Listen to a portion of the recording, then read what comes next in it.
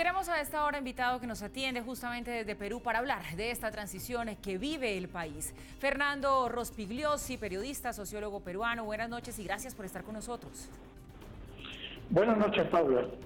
Bueno, Fernando, déjeme preguntarle primero que todo cómo está Perú, cómo está su gente, cuál es la percepción en las calles hoy cuando ese cambio de presidente ya es una realidad. En realidad todo está tranquilo. Cuando se ha producido la renuncia de Pedro Pablo Kuczynski, no ha habido mayor conmoción, la bolsa de valores se ha mantenido estable, han habido pequeñas manifestaciones de grupos izquierdistas que quieren que se convoquen a nuevas elecciones, pero son grupos insignificantes, muy minoritarios. En realidad el país está tranquilo porque esto ya se esperaba. Todo el mundo quería que esta crisis que se prolonga ya desde hace varios meses termine de una vez. Era inminente la salida de Pedro Pablo Kuczynski, que se aferraba al cargo porque probablemente tenga temor a las investigaciones judiciales que van a venir ahora sobre los hechos de corrupción que se le imputan, sobre los cuales han habido evidencias abrumadoras. Él, mientras era presidente, tenía inmunidad, no podía ser investigado y procesado por el sistema judicial, pero a partir de ahora sí. De hecho, ya la Fiscalía está pidiendo una orden de arraigo, es decir, que se le impida salir del país. No sabemos si esto procederá pronto, pero ese era el gran temor que tenía Kuczynski, por eso prolongó la crisis aferrándose al cargo. Pero ahora ya hay una cierta tranquilidad y hay confianza en que el nuevo presidente Martín Vizcarra podrá sacar el país adelante. Fernando, el Congreso había anunciado que no iba a aceptar la renuncia de PPK porque él en el discurso, cuando dijo que renunciaba, pues no había aceptado que había cometido errores y esto fue lo que produjo como un cierto tinte esta mañana que se decía que PPK entonces iba a retirar ese anuncio de renuncia. Finalmente el Congreso no lo hizo y aceptó la renuncia. ¿Por qué? Bueno, para no seguir prolongando este innecesario debate. En efecto, la renuncia de Pedro Pablo Kuczynski fue insolente y provocadora. No pidió disculpas al pueblo peruano por los numerosos errores que cometió y por los actos incorrectos en los que está involucrado. Le echó la culpa de sus problemas a todo el resto y después desde su casa llamó delincuentes a sus adversarios políticos. Entonces esto ocasionó una gran irritación y algunos congresistas dijeron que no se le debía aceptar la renuncia y declarar la vacancia. Eso ocurrió en el Perú en el año 2000.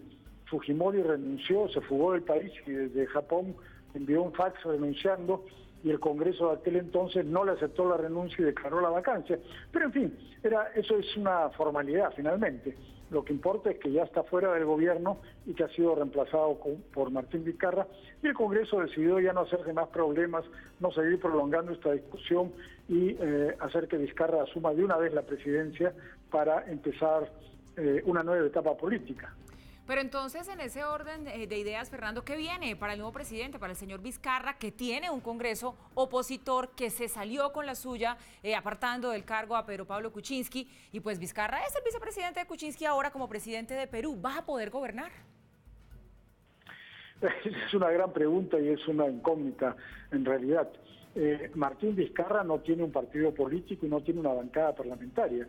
Pero Pablo Kuczynski en realidad tenía una bancada minúscula y un partido que era de nombre, pero prácticamente no existía, pero era algo.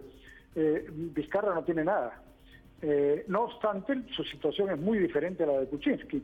Kuczynski desde el primer día fue asediado y atacado por la oposición inmensamente mayoritaria en el Congreso y ellos se vieron con un regalo prácticamente cuando estalló el escándalo Odebrecht y aparecieron muchísimas evidencias que señalaban a Kuczynski comprometido en el escándalo de corrupción. Es decir, cuando él era ministro en el gobierno de Alejandro Toledo, favorecía a Odebrecht y a otras empresas desde su cargo ministerial y a la vez su empresa radicada en Estados Unidos y la de su socio hacían negocios millonarios. Ustedes señalaron en el informe 4.800.000. Ese es uno de los tantos negocios. En realidad fueron mucho más millones que él le cobró a Odebrecht y a otras empresas que él favorecía. Eso es un delito, además de ser una inmoralidad.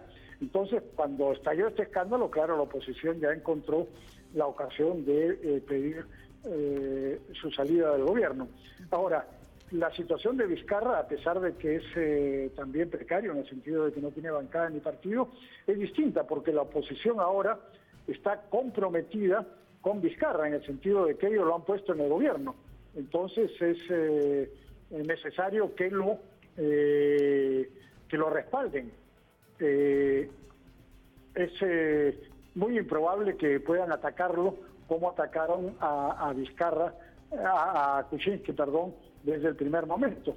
Entonces, él va a tener un respaldo de la oposición, no le van a hacer la vida imposible, va a tener un periodo de gracia que probablemente pueda permitirle gobernar y hacer las cosas que está prometiendo. Pues bien, ese es el panorama político que tiene hoy Perú. Fernando Rospigliosi, periodista, sociólogo peruano, nos lo explicaba un poco mejor y más de cerca, él que está allí en este que es su país. Muchísimas gracias por atendernos. Buenas noches.